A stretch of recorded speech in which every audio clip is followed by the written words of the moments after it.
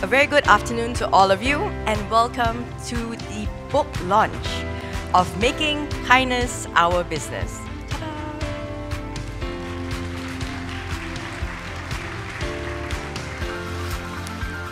On behalf of the organizing committee, I would like to thank our guests, panel speakers, and friends for being here today.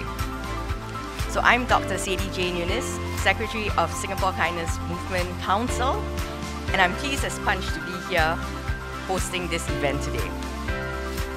Now, as I mentioned, today marks the official book launch of Making Kindness Our Business.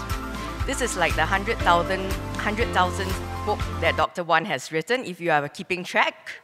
For the Kindness at Work program, though, it's the first. Now, this volume focuses on the practice of kindness in the workplace and its various benefits to not only the well-being of the individuals involved, but you'll be surprised, it also affects the health of the business as a whole. This was also a featured column, Kindness at Work, in the magazine that I ran, Today's Manager. And I'm so pleased that this book is finally launched. Now, how is practicing kindness good for our business? How should we integrate and promote kindness in the workplace? We all want kindness at work. It's quite obvious, right? No one wants to be, evil to each other. But how do we go about doing it? So that will be discussed later. We'll be able to ask these questions directly to our panel of experts. So maximize that time, please. And I'll be inviting them on stage a little later during the segment. Now, without further ado, please join me in welcoming Mr. Mohammad Nabil, my fellow council member, to give his welcome address. Nabil, please.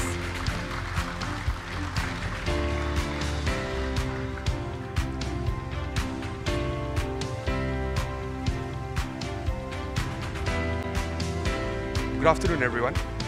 Mr. Desmond Tan, Minister of State, Ministry of Sustainability and Environment, Ms. Yeo Wan Ling, Director, NTUC Union Family Development, Women and Family and Union Small and Medium Enterprises, Professor Kwa Ee Hock, Han Yong In, Professor of Psychiatry and Neuroscience, NUS, also the Emeritus Consultant in NUH, Psychiatrist at Mindcare Clinic, Farrer Park Medical Centre, my fellow colleagues, ladies and gentlemen.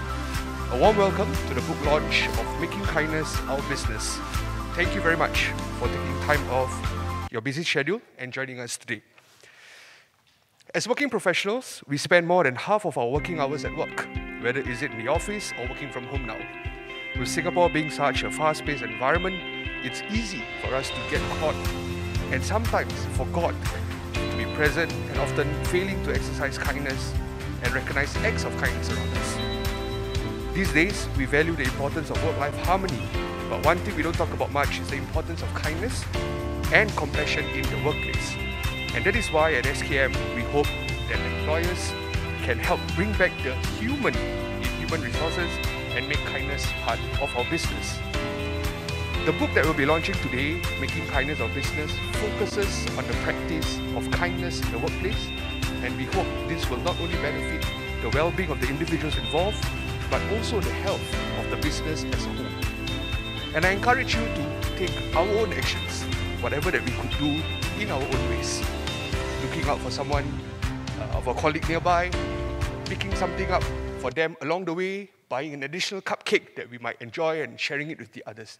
These little small things that we do can create bigger impacts, and that ripple can spread. And somehow or other, as Singaporeans, we will want to reciprocate this kindness and graciousness with each other. And without realizing, you might have just started a new Wednesday Cupcake Day in your department. So small things we can do, but in our own ways, and then maybe in the next edition of the book, we can feature some of these stories inside it. In conclusion, we have been making good progress since Kindness at Work, the program started in 2013. But we still have a very long way to go for Singapore to be a gracious society. I invite all of you corporate leaders to join us in this journey of kindness. In line with our campaign theme, A Kinder You, A Stronger Us, a collective effort is important as we shape and strive towards making a Singapore that is a better place for everyone to live, work, and play. Congratulations to SKM and thank you for joining us this afternoon for this book launch. Thank you.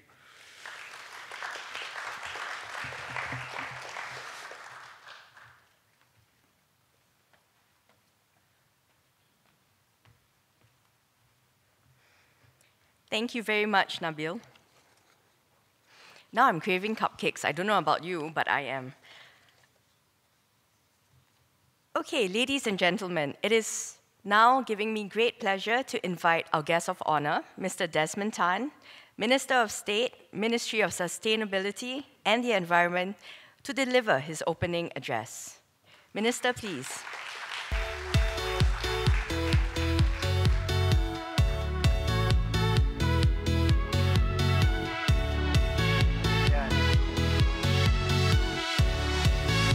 Very good afternoon, Mr. Muhammad Nabil, member of the Singapore Kindness Movement Council, Secretary General of SKM, Dr. William Wan, and only Dr. William Wan.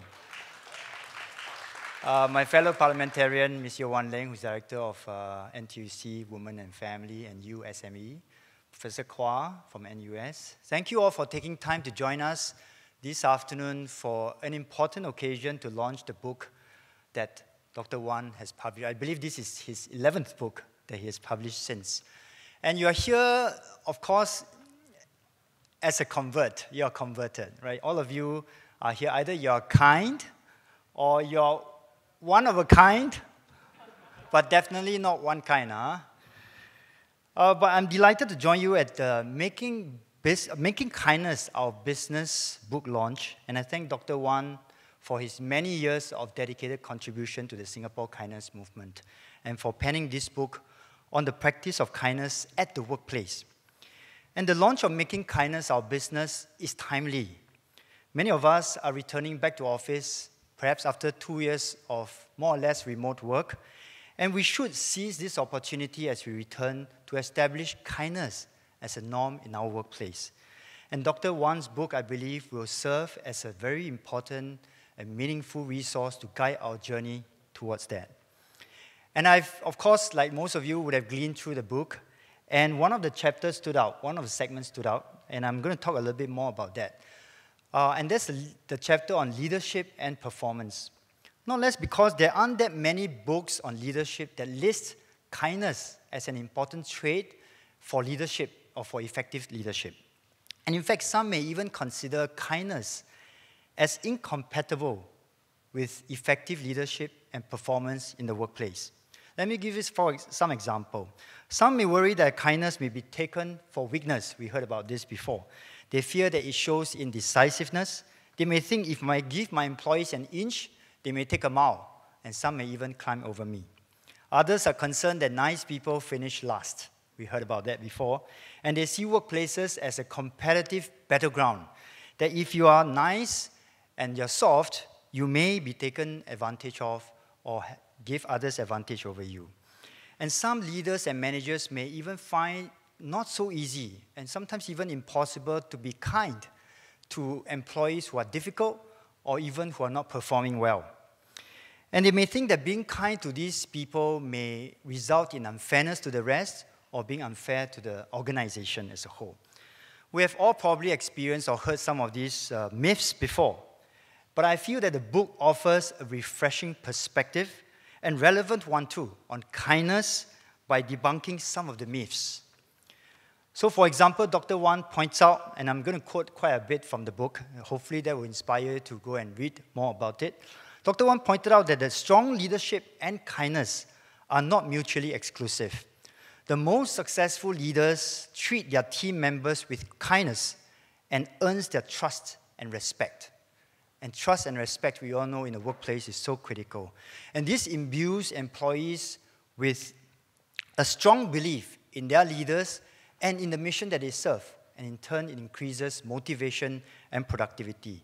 So contrary to popular belief, kind leaders actually finish first and not last. And I can attest to that in my many years of service in public service. And some of you may have also have your own experience.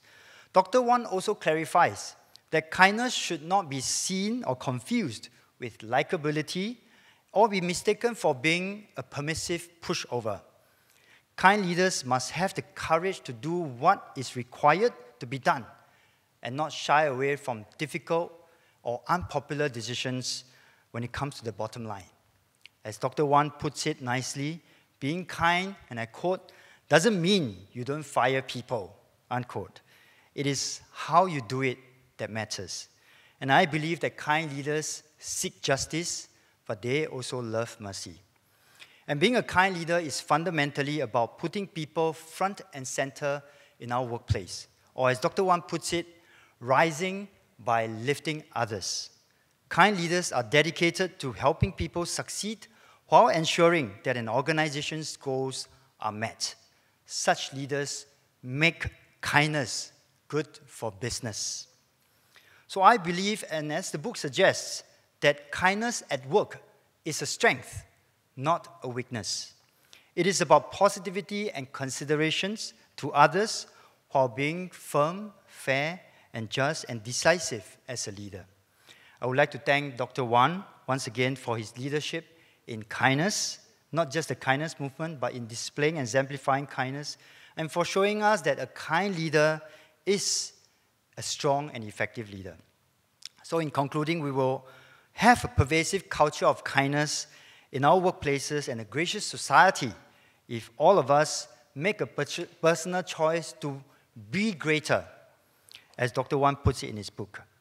And I quote, this involves looking out for opportunity around us and choosing kindness so that kindness become part of a national identity that Singaporeans can be proud of. My hope is that the insights that are derived from Dr. Wan's experience and the stories and interactions that he had will inspire all of us to step up in our efforts to promote kindness in various aspects of our life, whether within the workplace or outside. Together, I'm confident we can make Singapore a better and stronger, a greener and a kinder home for all of us. Thank you and have a great day.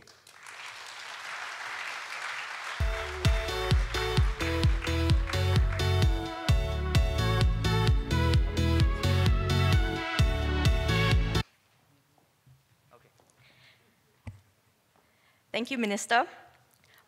So now we'll get to the even more exciting part. We're going to officiate the book launch. May I also invite Mr. Muhammad Nabil and Dr. William Wan on stage for the unveiling of the book, please.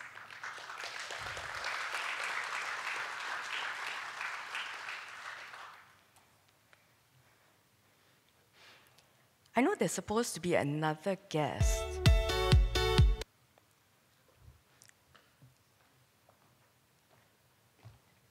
Where is our other guest?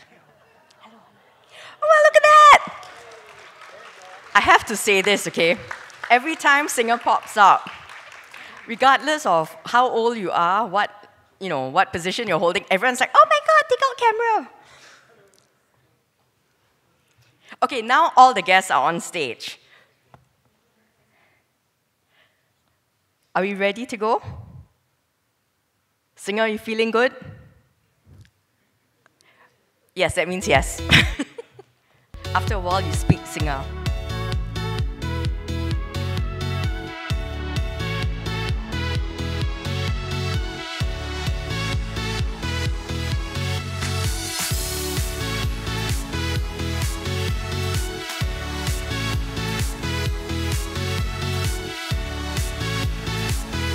All right, are we ready, gentlemen and Singer? Let's do this. Let's unveil the book.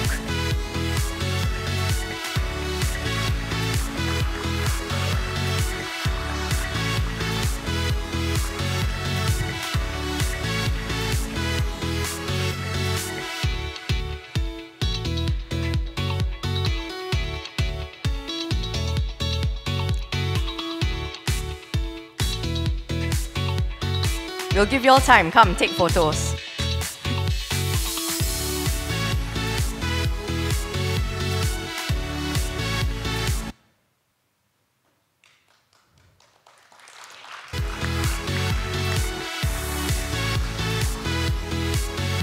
Thank you, everyone. Thank you, Minister.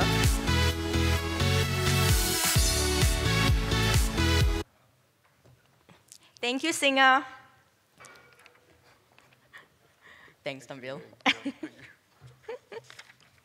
Okay, so Dr. Wan is remaining on stage because we're going on to the next segment, which is the panel discussion. So, Dr. William Wan, General Secretary of Singapore Kindness Movement, the other face of kindness in Singapore. So you recognize Singer and you recognize Dr. Wan. Ms. Yeo Wan Ling, Director, USME, UWAF, NTUC.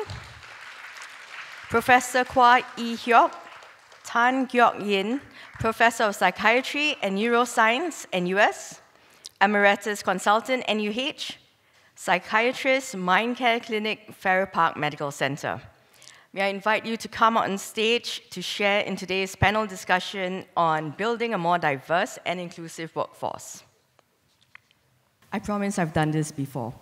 A very good afternoon, everyone. Okay, so I'll be gentle with the questions, but not too gentle, okay? Because I'm still part of the Kindness Council, right? So cannot be too garang. Okay, so Dr. Wan, the first question is for you. Obviously, since you're author of the book, right? So the question is, how do you hope this book can help to promote kindness at the workplace?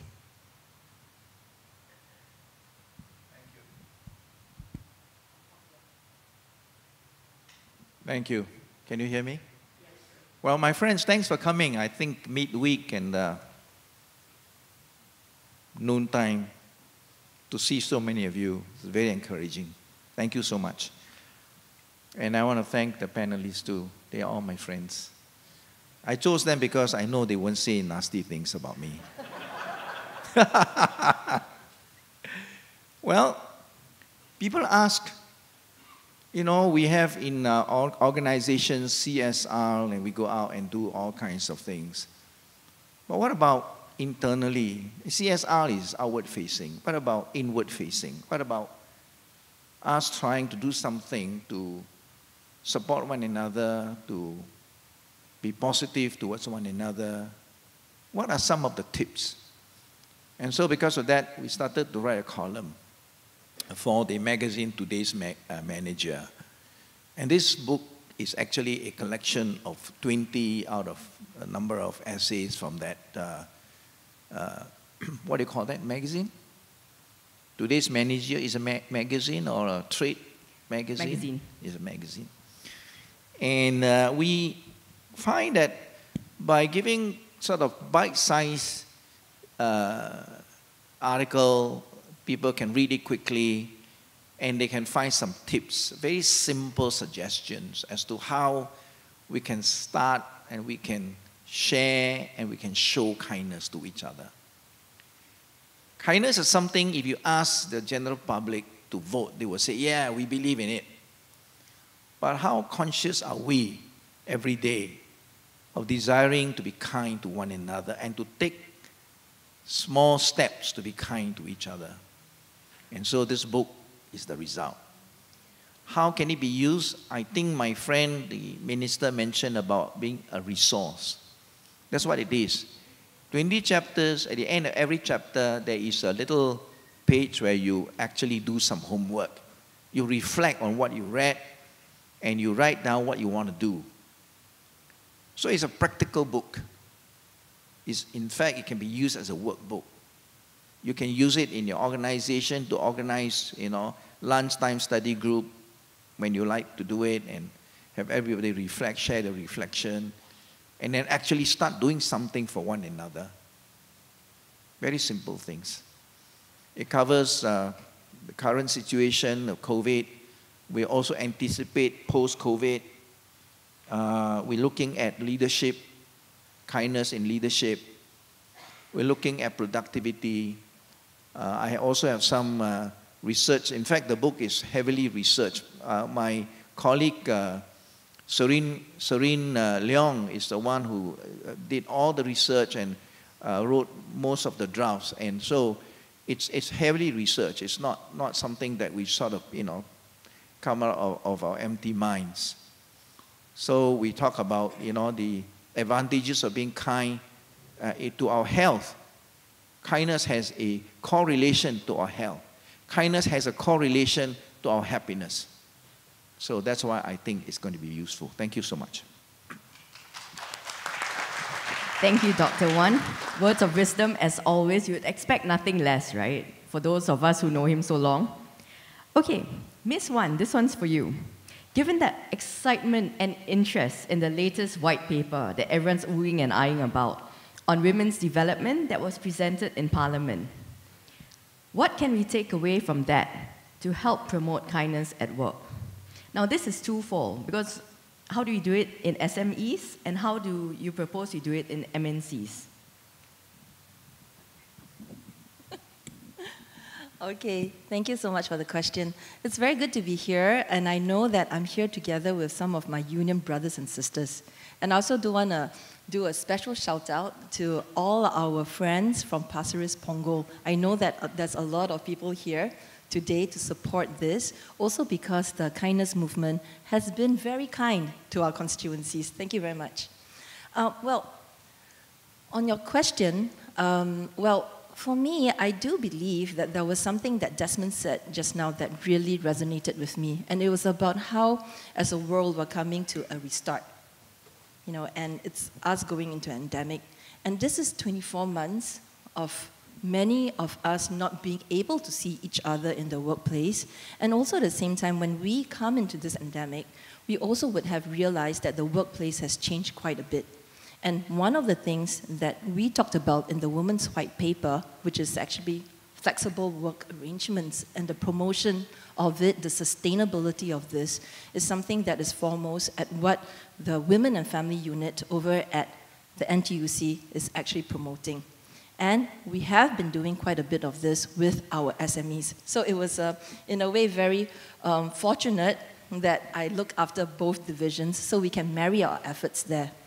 One of the things that we talked about with flexible work arrangements is actually the importance of us ensuring that our workers, our teammates, our colleagues are being well treated during this whole period of flexible work arrangements. This is something that the unions, we have been pushing for many, many decades. And there was actually a little bit of pushback previously from employers thinking that, you know, this would be something that will affect productivity. But now with COVID and with us, many of us having to work from home, I think this is a norm that is here to stay. And how do we ensure that it is sustainable?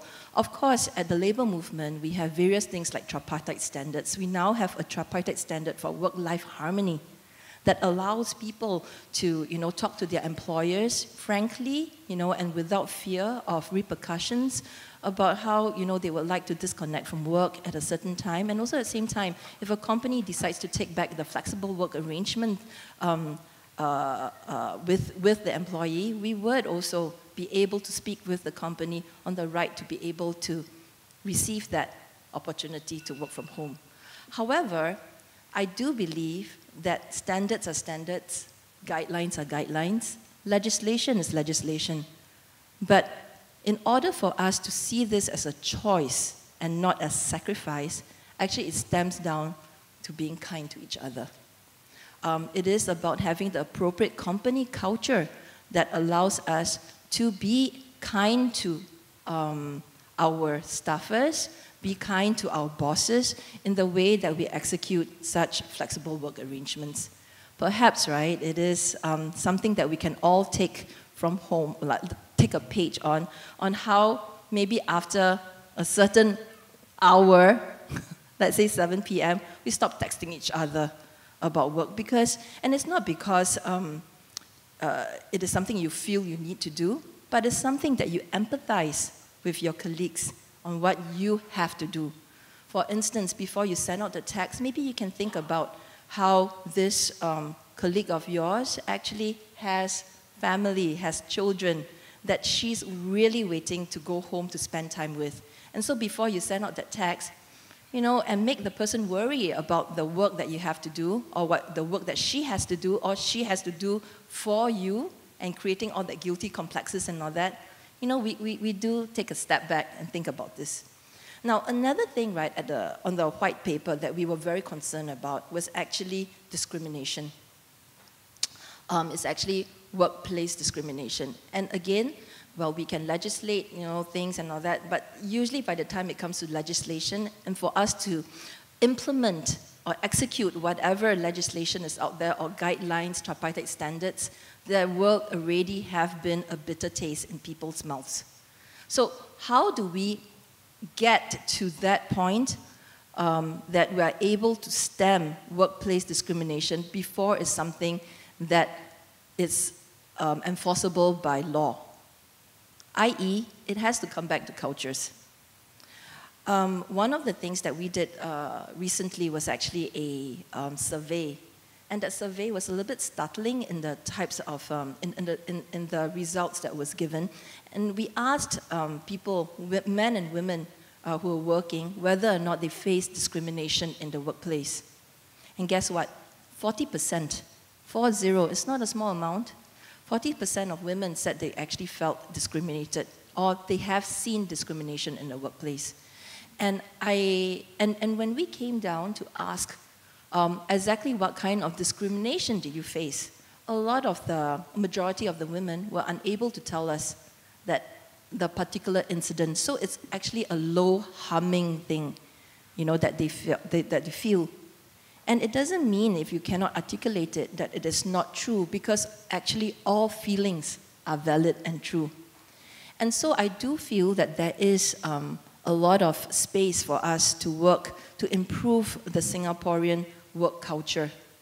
You know, people, number one, have to be aware that certain actions, you know, that you might think is a joke, or a certain action that you find that, you know, it's, maybe someone will forgive me if I say this, you know, or, you know, when people say things like, I'm only just being frank,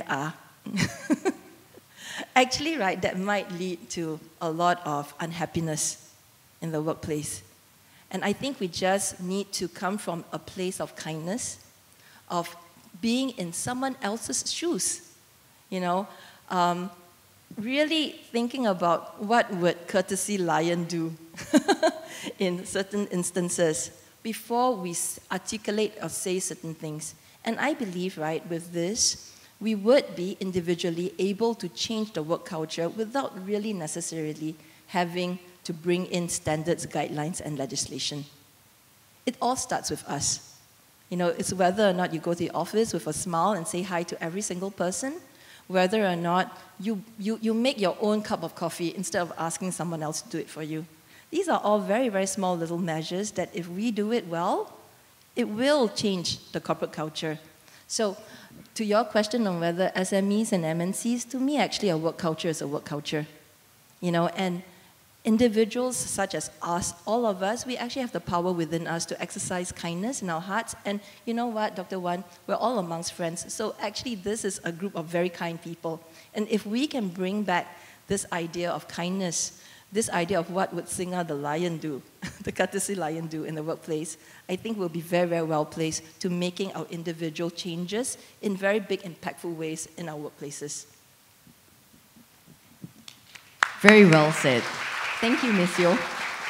Now, Prof. Kwa, I haven't forgotten about you. I have a question for you too. Now that more people are starting to head back to the office after almost 24 months of working from home, what do you foresee are some of the mental issues they might be facing? Good afternoon, Minister Desmond Tan, Dr. William Wan, Ms. Yeo. I'm delighted to be invited here for this book launch. Before I answer the question, I'd like to say that the launch of a book is very much like the birth of a baby. You know? It's a time for celebration. And a baby, the gestation is about 9 months, but the book sometimes goes on for more than 9 months. And it's very important for us here in Singapore to encourage people to write. I was having lunch with Professor Tomiko a year ago, and we were discussing this issue that the way we think, the way we do things are very much influenced by what we read. And now the world is dominated by what is written from North America or the UK. For that matter, in medicine itself, someone came to see me and said that almost all the textbooks on medicine are published by either the professors in England or in North America. It's a transatlantic enterprise, you see. And she told me she comes from a big company called Springer that published the distinguished journal called Nature, the top journal of the world. It said, this is the Asian century. Asians should be writing. And she told me, I come to see you because in terms of psychiatry in the Asian area, you publish more than anyone around. Why not you write a book on mental health and illness worldwide, you know, because it's the Asian century, which I've done together with another friend, a 7-volume book. You know. But a local publication is important. But also I hope people, after buying this book, will read the book. Because very often people buy the book and they keep it in the shelf. So when you give it to your CEO, your boss, make sure they read it. Some of you may not know that there is only in Singapore one book, one novel used in Harvard University. Anyone knows this novel? Right, I wrote a novel some 15 years ago. The first novel in Singapore used in Harvard University, a novel, you know. It's called Listening to Letter from America. It is about the true stories of Singapore elderly who survived the Second World War. It is true story of resilience. I gave it to a very senior professor in NUS. He did not read it, you know. He kept it in the shelf until someone from Harvard read it and wrote me a note and told the world, this book is going to be used in Harvard in a course on anthropology. So I told this professor, do you know this book will be used in Harvard? He told me, hey, can you send me a copy? I said, I sent to you 10 years ago. So I wonder why in Singapore you need endorsement from outside. This book doesn't needs endorsement. It is a very good read. You know? All right, I hope you will read it. You know? And having read the book, I hope you also tell people. Don't read it and keep it to yourself. You know? Publication is a big industry in North America. You know, they publish a lot of books and makes a lot of money. You know? And there in North America, there's a writer in the New York Times called Thomas Friedman. He will read through all these books and he'll write it in his column, his weekly column. You know? So I hope you all will read it and tell people about it. You know? We also have published a lot of, some years ago before he passed away, the late President S.R. Nathan invited me for dinner because he read this novel called the novel I wrote. And he said, you people publish papers in the top medical journal of the world. I said, we don't read all these journals. You know? Give us something simple. So we have written something that is simple and also for our doctors to read. But once again, people hardly read them. You know? I used to be chief examiner for mental health in NUS. And we have visiting professors that come. You know? And in one incident, the external professor for England asked our local candidate, you know, what about the suicide of elderly in the world, you know? You know? So this person quoted everywhere, and the professor asked him, do you know that in Singapore, you people have published 8 papers, you know? The first time suicide in elderly can be brought down is done in Singapore, and this person never read this book, you know, or these articles. So I think these are things that I hope you'll read and then tell your friends. Now, there's no publication in Singapore that has reached 1 million sale, you know. So we hope this book will reach 1 million. I think that would be wonderful. Even my novel, we struggle with getting 1,000 sold. I remember before the book was launched, I was in Edinburgh to give a lecture, and I turned on to the Times of the UK, and the report was, even before the book was launched, the book on Harry Potter, 6 million sold. Before it was even launched, 6 million. So we hope at least to reach 1 million, and that be a mark for us to match up to. You know. So I think get back to this question about what happens when people go back to work. Sometimes we read the papers, the newspapers give us conflicting reports. Some people are excited about going back to work. Some people are not excited about going back to work. And we have observed that those people at work, I look after some caregivers of people with dementia. In fact, one of the ladies told me, going to work is good. You know, looking after my elderly father, 24 hours is very, very taxing. So work is a good escape, you know, going to office itself, you know. Similarly, for another woman with 3 kids, you know, so sometimes I go to work, it's good, you know, give me a rest, a respite, you know. Although the respite, but I'm sure it is something wonderful for them, you know. But I'm concerned about a newspaper report this morning that in Malaysia, a doctor was bullied at a workplace and he killed himself or herself, not too sure. And I've seen here in Singapore, staff was suicidal. You know, once a teacher came to see me, very depressed, and I told her, no way can you work. You know, I'm going to give you 2 weeks of MC. She said, no, that's impossible. You know, my principal will be very unhappy with me. So I asked her, can you give me the telephone number of your school? I'm going to ring your principal, they need a break, you know. When I rang the school, the principal spoke to me, and she spent half an hour on the phone with me, you know, telling me about her problem. He said, so I told the girl, look here, it's not that you having a problem. It's cascaded down, you know. So you wonder what happened to people's life. And if you come to work, some people enjoy work, you know. And if you really enjoy your work, then it's no longer a chore now. You really enjoy it, you know. When I reached 70, my daughter, who's a doctor in KK, asked me, Dad, have you any regrets coming to work in Singapore? I said, I have no regrets. No. I was in UK as a consultant. I came over here. They told me, you're so young. In Singapore, your consultant must be 40 years old. You're only 32. Start as a registrar. You know. I said, I have no regrets in our life. And NUS has been wonderful. And they give me the opportunity to do what I want to do. You know. And so I think the working life itself, also, the bosses sometimes may be difficult, you know. So like working from home, you know.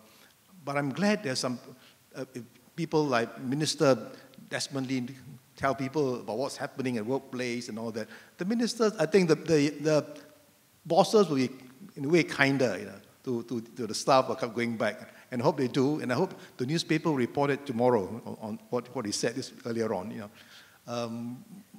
But there are some difficult bosses, even in medicine. I think Dr. Quek here will tell you, we have difficult bosses. You know. I remember even working as a houseman, and they will pull your tie and say, what are the causes of headache on the left side? You know, oh dear, you don't know, they'll pull you. But these are difficult people. But I realize that although they're difficult with us, with the patients, they are very, very good. You know. Yeah. The second part of it is the workplace itself. So having said about the environment, about the people around there, the environment is also very important. You know. You find that sometimes the workload is tremendous.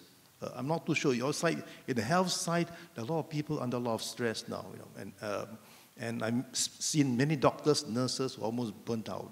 The state of pandemic fatigue, we call it. You know. And what are you going to do with all these issues? And sometimes we ask them to give them a break. If you give them a break, the other people must do extra. No. So we're always in that kind of quandary, you know, what to do. You know. But I hope people will help them out in terms of, I know that some people will say we volunteer, like when my daughters played at KK, Violet Wood will send them some nice Nyonya food, you know, to help them out. You know. But the workplace is the workload is sometimes frightening. So I hope all of you, when you go to hospitals, don't hurry them about many things. You know. I think a couple of nights ago, my daughter sent me a note. I'm thinking of resigning. I said, what happened? Look here, it's midnight. The whole place was packed with people. And a particular father of a child was shouting at the staff, when is my time to see my son? He said, everyone is waiting. Everybody, because of fever, you know, all the afraid of pandemic, COVID, you know. So you stress out all the staff, you know, and this, yeah. The third point, which I think, I was talking to a doctor this morning about the suicide, you know. It's very sad, it's a suicide. People train for so many years to be a doctor and then get traumatized and then jump.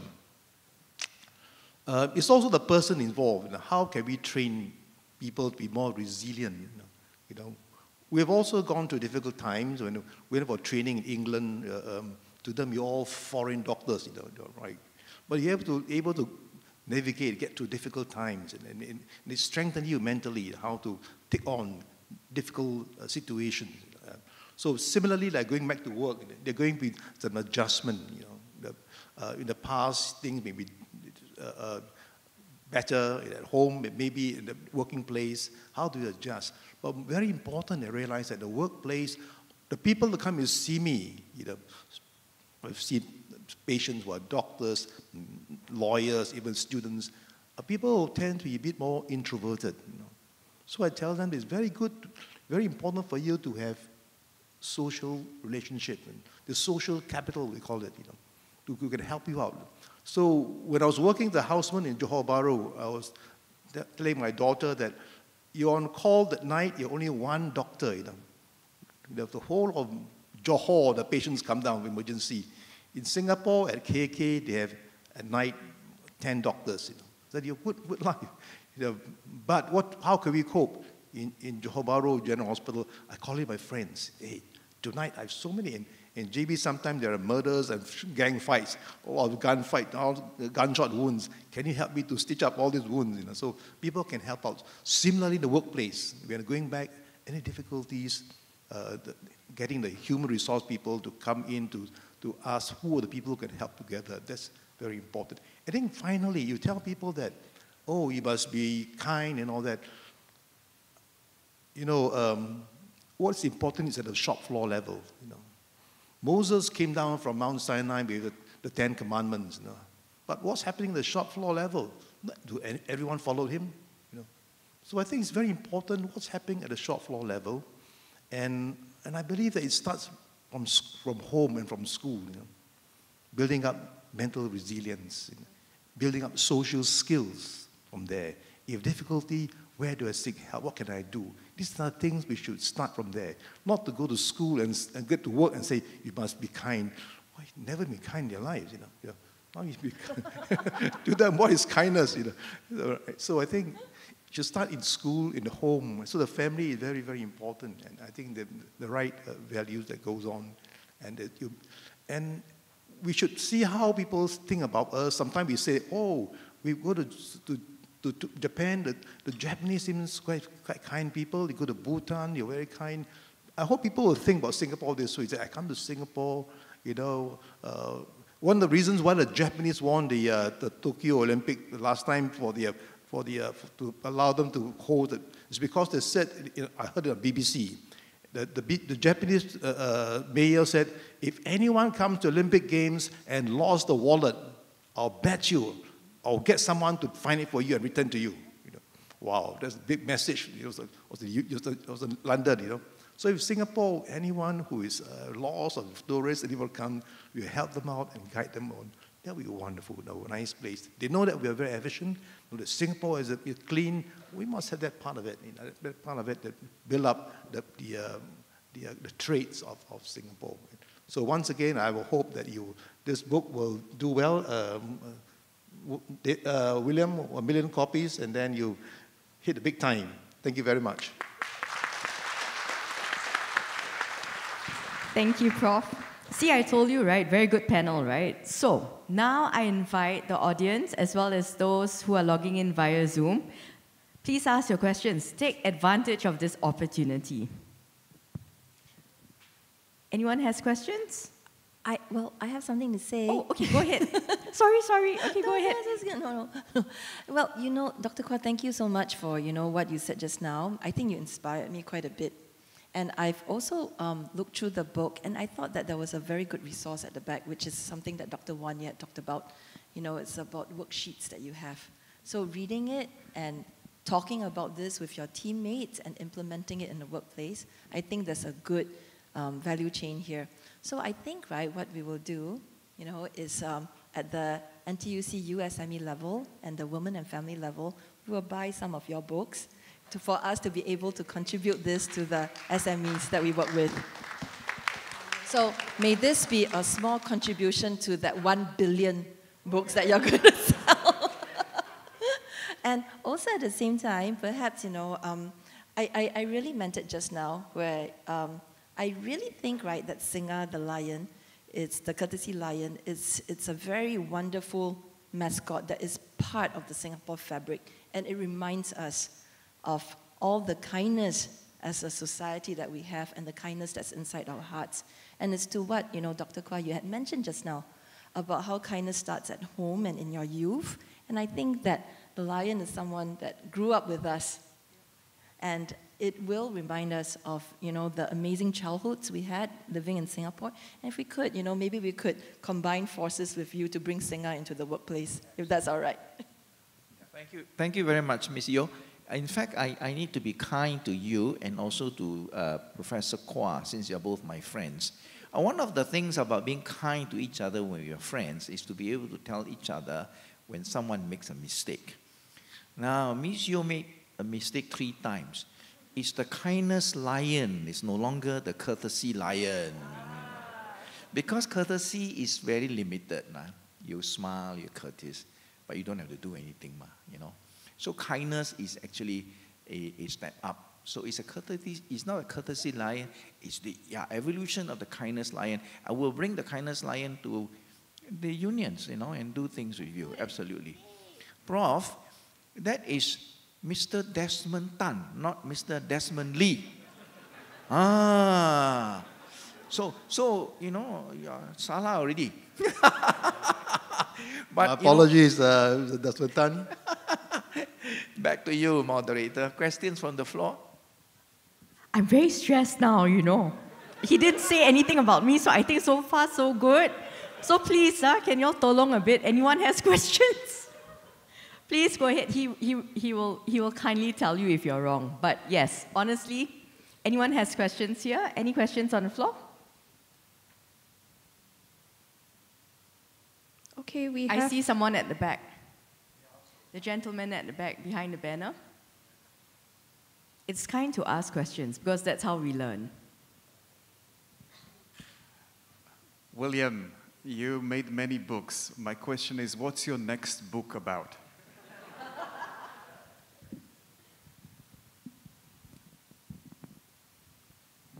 Thank you. I have a whole lot of stuff I want to write. It's just that I am praying for long life so I can write many more.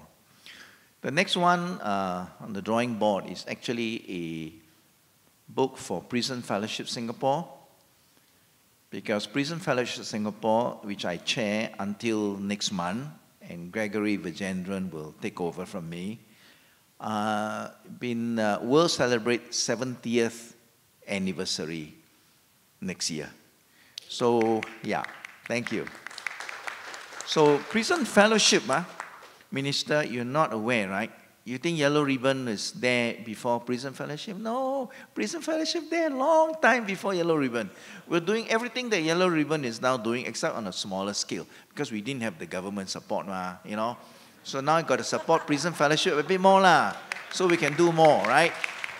Now, so it's been 70 years, and it's going to be a coffee table book, some of the history, a lot of stories about how ex-offenders, you know, turn over a new leaf, change their lives, and so on and so forth. And there will be interviews, hopefully, of some of the prison officers, the ex-offenders and their families, and so on. So it's going to be a book for fundraising. So that's going to be my next project. No stress, Minister. He's eyeballing you already, yeah? I'm also eyeballing you to help him, because same council, right? Yeah, I wanted to make a comment also. You know, when Ms. Yeo was talking about the white paper, and you know, how many of you read the white paper, or at least read the CNA summary or the Straits Times summary? It's a fantastic paper. And there's something about it that I want to tell you. This concern that we should have equality and equal opportunity and solidarity and fairness with regard to women. You know, 1961 was the very watershed year when the Women's Charter came into force, but that was more governing marriages and so on. But since then, women have been, coming to the forefront. I have two things to say about that. Number one, Singapore Kindness Movement has a council of 13 members, 13. They are board members. 10 of them are women. Out of 13. It needs to be 15, okay? Yeah. So, and Singapore Kindness Movement only have 21 staff. And out of 21, 18 are women. So we are showing the way that women have a very important place in the workforce and in the boardroom. Okay? Thank you so much. Don't forget, our chairman's also a chairwoman. Chairwoman. That's right. But 50% board seats, okay? Oh, stretch target. No, board seat we have 10 women, 3 men. Oh, 13, 13, not 13. 30. Ah, My pronunciation not so good, but it's 13, yes. wonderful. So as you can see, the Singapore Kindness Movement has been leading the way. I see someone has a question on my left. Hi, Dr. Wan. How are you? Okay, you mentioned about prison fellowship and how they have been in Singapore for a lot more years than the Yellow Ribbon movement. So I have a question for you. Do you think that more kindness should be afforded to ex-offenders? Or when we started, actually the prison fellowship, the way it worked is that the prison ministry has been around for 70 years. Prison fellowship only started in 1974. I was one of the co-founders in 1974. And I can tell you, in 1974, the way people look at ex-offenders is very different from the way people look at ex-offenders today. Today, people are much more open to engaging and employing ex-offenders. In those days, it's very hard to find people wanting to engage them. And that's why prison fellowship was started, to give them support, to train them, to find jobs for them, and so on. So I would say the answer is yes. And of course, prison services and the Ministry of Home Affairs and all have done a lot also to bring awareness to the public, to raise money for doing this work. And so we've come a long way. We've come a very long way. And today we have a lot more stories about successful ex-offenders in our newspapers than ever before. So we are very thankful for that. Thank you. Another question from the middle.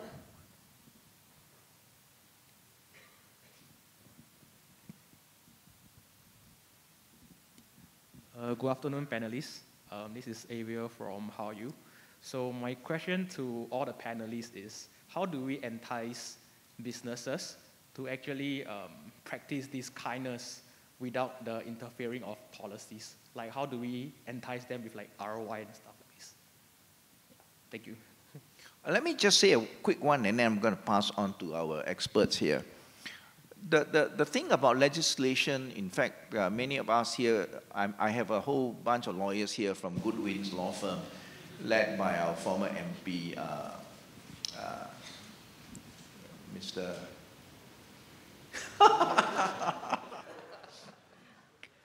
My good friend, my boss, Dr. To Si Kiat is here. Where are you, Dr. To? There he is. He's the chairman of the law firm, and there are a bunch of them here, and there are other lawyers here, I'm quite sure. We all say as lawyers, I'm one of them, as lawyers we say this, the law is actually very good at preventing, hopefully, preventing people from doing wrong. The law is not as good as making people do right. Doing right must come from the heart. Doing right is something that we decide to do because it is the right thing, not because the law says so. But doing wrong, if we can get away with it, we get away with it. And so the law is useful to arrest the wrong and make it not multiply. So the law is useful only to a limited extent. So legislation, even with whatever policy, is only limited. If people don't have the heart, then they can just observe it very formally, but there's no heart to it. So we really need the heart to make the things go right. Very simply for me, join the unions. But there's a reason why I say this. What happens, right, is that maybe a lot of Singaporeans are not so familiar with what the labor movement is all about. You know, they think about the labor movement as being unions, workers, you know, standing up, going on strike and all that kind of stuff. But it's actually practiced very differently here in Singapore. And it's actually practiced very differently here over at the NTUC. One of the things that we do at the NTUC is actually to give resources, awareness, know-how training to companies so that they will be better able to protect the interests of their workers. And we are also a very progressive labor movement in the sense that I think we are one of the only labor movements in the world that actually goes out to try to get SME owners, the tauques, as well as their C-level management, to be more aware of good labor practices. Okay, and so with this, actually for most companies who are with us at the labor movement as partners, they actually have something called branch officials.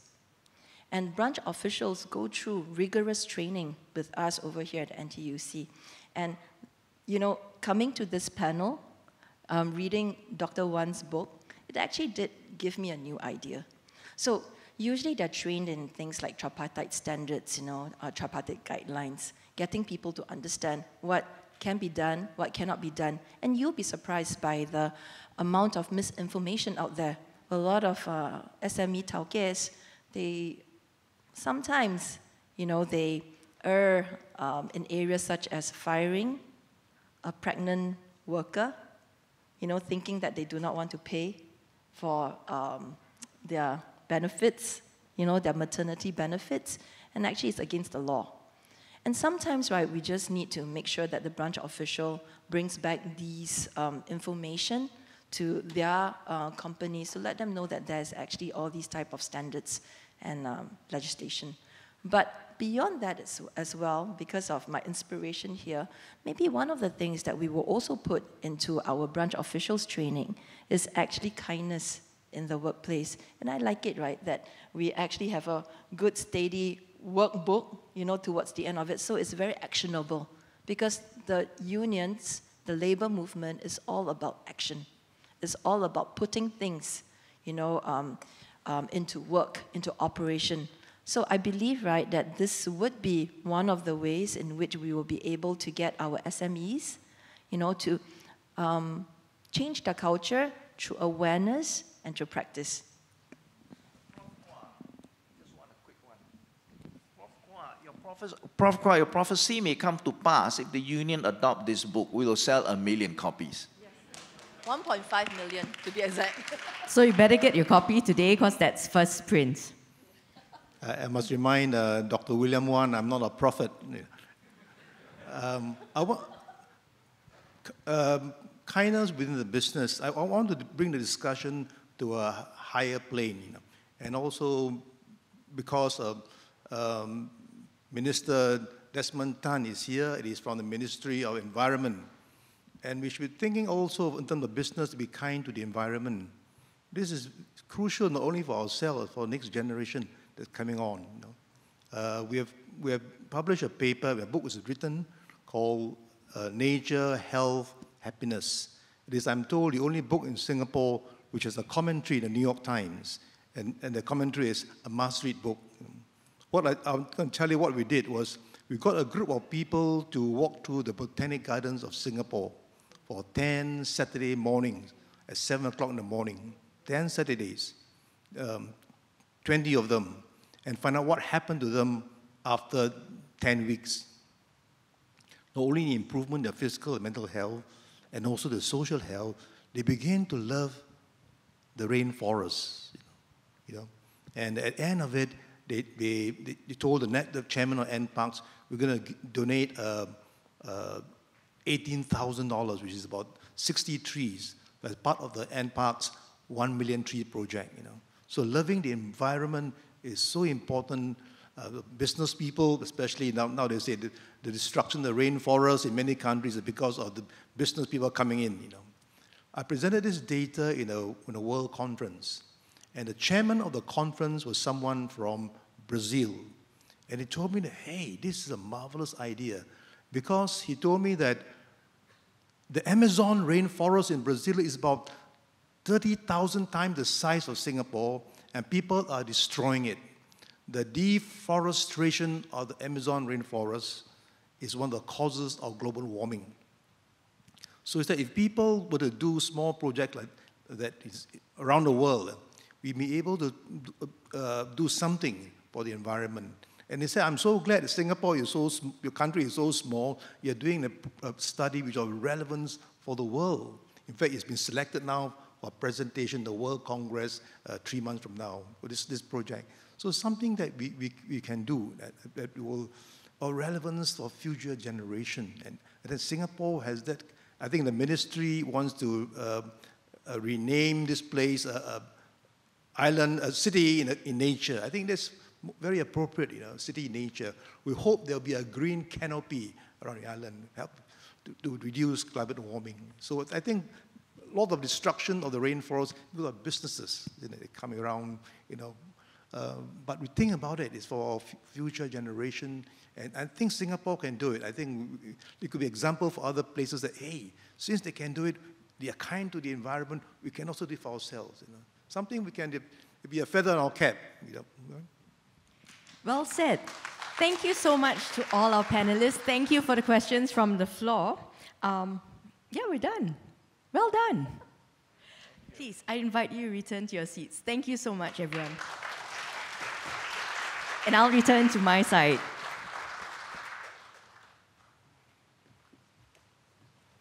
So time really flies when you're having fun, isn't it?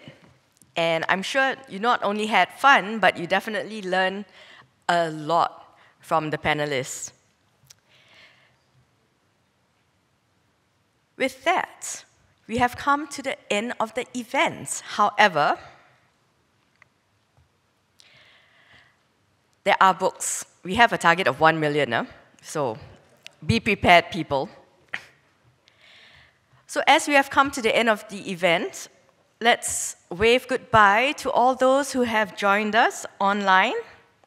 Thank you for joining us. I'm not sure where to look, but thank you for joining us. Just smile and wave and look pretty, okay? Okay, there at the back. Okay, so can everyone turn around and wave bye to our friends online? Thank you for joining us.